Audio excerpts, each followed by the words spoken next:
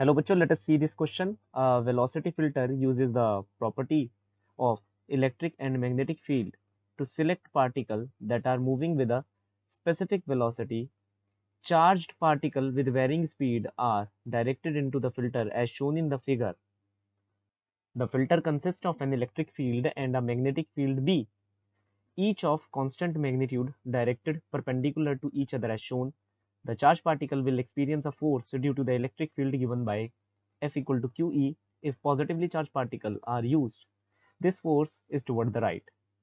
The moving particle will also experience a force due to a magnetic field by F equal to QVB. The force due to the two fields are equal of the magnitude. The net force of the particle will be zero. The particle will pass through the center with its path unaltered. The electric and the magnetic field can be adjusted to choose the specific velocity to be filtered. The effect of gravity can be neglected. पहले हम इस पूरे question को जान लेते हैं। Question क्या कह रहा है कि हमारे पास ये क्या है, एक वेलोसिटी फिल्टर है जो कि वेलोसिटीज को छांटता है। एक स्पेसिफिक वेलोसिटी जो पर्टिकुलर हमारा एटम या कोई भी हमारा चार्ज पार्टिकल कैरी कर रहा होगा, ये सिर्फ और सिर्फ उन्हें पास ऑन होने देगा, और जो दूसरे पार्टिकल होंगे जिनकी वेलोसिटी अलग होगी उन्हें पास ऑन नहीं होने देगा। हमारे पास यहाँ पर कहा जा रहा है कि जो चार्ज पार्टिकल है वो अलग अलग स्पीड से इस फिल्टर के अंदर से आ रहे हैं। जो ये फिल्टर है इसके अंदर एक इलेक्ट्रिक फील्ड है जो इस डायरेक्शन में है, और एक मैग्नेटिक फील्ड है जो inside the plane of paper act कर रही है। जो चार्ज पार्टिकल है वो एक फोर्स एफ एक्सपीरियंस कर रहे हैं due to the electric field as shown. वो इस डायरेक्शन में जो इलेक्ट्रिक फील्ड लग रही है इसकी वजह से उसे क्या लगेगी, एक फोर्स लगेगी जिसका मैग्नीट्यूड कितना है, Q इंटू ई। अब ये डिपेंड करेगा nature of the charge particle पर कि उसे किस तरफ फोर्स लग रही है इलेक्ट्रिक फील्ड की वजह से। अगर पॉजिटिवली चार्ज पार्टिकल हम यूज कर रहे हैं यहाँ पर, उसने यहाँ पर कह दिया है कि हम क्या यूज कर रहे हैं, पॉजिटिवली चार्ज पार्टिकल, तो ये जो फोर्स है ये सीधे हाथ की तरफ लगेगी फॉर ऑब्वियस रीजन, इस तरफ लगेगी। देन हमसे क्या कहा जा रहा है, the moving particle will also experience a force due to the magnetic field. जो ये मूविंग चार्ज पार्टिकल है इस पर मैग्नेटिक फील्ड की वजह से भी फोर्स लगेगी, दैट विल बी QVB।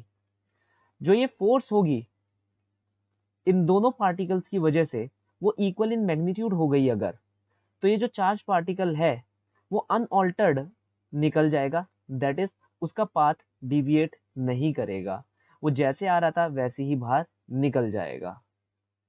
हमसे ये कहा जा रहा है कि ये जो इलेक्ट्रिक और मैग्नेटिक फील्ड है दे कैन बी एडजस्टेड, हम इन्हें एडजस्ट कर सकते हैं ताकि हम स्पेसिफाइड वेलोसिटीज को फिल्टर कर सके, और हमें यहाँ पर ग्रेविटी का सारा इफेक्ट नेग्लेक्ट करना है। ये क्वेश्चन बोल रहा है if the filter is set to detect particles of speed v not, which one of the following diagram best illustrates how the magnitude of the particle acceleration depends upon velocity v। हमसे ये कह रहा है A versus we curve बनाए। यहाँ पर सबसे पहले मैं कुछ की कंसेप्ट की आपसे बातें करूंगा। की कंसेप्ट है, अगर आपके पास कोई एक लीनियर स्ट्रेट कर्व है y equal to M X plus C, this is y, this is x, ये कहते हैं स्लोप, इसे कहते हैं इंटरसेप्ट, इसे कहते हैं स्लोप, इसे कहते हैं इंटरसेप्ट। अगर आपके पास कोई भी एक ऐसी लाइन है जिसके अंदर स्लोप जो है नेगेटिव है, तो याद रखिएगा वो कैसी बनती है, हमेशा ऑब्ट्यूज एंगल की लाइन बनती है। यहाँ पर मैं स्पेसिफाई करना चाहूंगा कि अगर आपका स्लोप नेगेटिव है और दूसरी चीज आपका जो इंटरसेप्ट है वो पॉजिटिव है, तो जो ऑब्ट्यूज एंगल वाली लाइन बनेगी वो कुछ ऐसी बनेगी। आप यहाँ देख पा रहे हैं ये जो एंगल है ये ऑब्ट्यूज है, जो आपका इंटरसेप्ट है ये क्या है, आपका इंटरसेप्ट, ये क्या है, पॉजिटिव है। आप चाहे तो इस लाइन को ऐसे भी प्लॉट कर सकते हैं, this is X axis, this is Y axis. एक बार एक्स को जीरो करिए, वाई को वैल्यू निकालिए, एक बार वाई को जीरो करिए, एक्स की वैल्यू निकालिए। लाइन ऐसे भी प्लॉट हो सकती है, तो आपको दो पॉइंट्स मिल जाएंगे, point number 1 and point number 2, और आप इन दोनों को जोड़ दीजिए आपको लाइन मिल जाएगी। सेकेंड थिंग इज, अगर आपका m पॉजिटिव है और आपका c भी पॉजिटिव है, आपका m पॉजिटिव है और c भी पॉजिटिव है, तो आपकी जो लाइन बनेगी वो एक एक्यूट एंगल की लाइन बनेगी जो कुछ ऐसी दिखेगी आपको। यह क्या है, एक्यूट एंगल, पॉजिटिव m है आपका, m का मतलब होता है टेन थीटा, तो थीटा पॉजिटिव है यहाँ पर, और ये रहा आपका सी इंटरसेप्ट। अगर आपके पास m पॉजिटिव है और c नेगेटिव है तो आपकी जो लाइन बनेगी वो कुछ ऐसी बनेगी सर। ये आपका थीटा है जो कि पॉजिटिव है इस वक्त, और ये आपका c है जो कि क्या है, नेगेटिव है इस वक्त। अब based upon this we are going to solve this. हमसे क्या कहा जा रहा है कि एक्सेलरेशन वर्सेस वेलोसिटी का कर्व बनाइए। की कंसेप्ट में यहाँ पर ध्यान रखूंगा, की कंसेप्ट क्या कहता है, force on the charge particle is QVB, ऐसा क्वेश्चन में भी लिखा है, by the magnetic force. Electric force के द्वारा क्या फोर्स लगेगी, QE। तो नेट फोर्स जो हमारे चार्ज पार्टिकल पर इस वक्त लग रही है वो कितनी लग रही है, that is F net is equal to QE minus QVB। This is the F net force. ये किसके बराबर होगा, मास इंटू एक्सेलरेशन के बराबर होगा। हमसे यहाँ ये कहा जा रहा है कि आप एक्सेलरेशन वर्सेस वेलोसिटी का डायग्राम बनाइए। अगर एक्सेलरेशन को मैं ध्यान से देखूँ तो मैं यहाँ लिख सकता हूँ QE by M minus QVB by M। यहाँ पर एक्सेलरेशन एक्सिस मेरा y एक्सिस है, वेलोसिटी मेरा x एक्सिस है।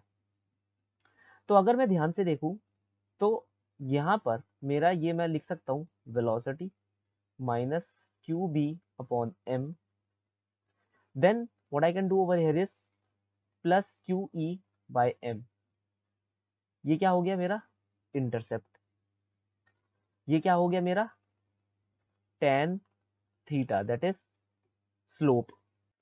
तो अगर मैं यहाँ पर ध्यान से देखूं मेरा जो एंगल है M है वो नेगेटिव है और जो C है वो क्या है, मेरा पॉजिटिव है। तो M negative C positive that is ये वाला कर्व आएगा।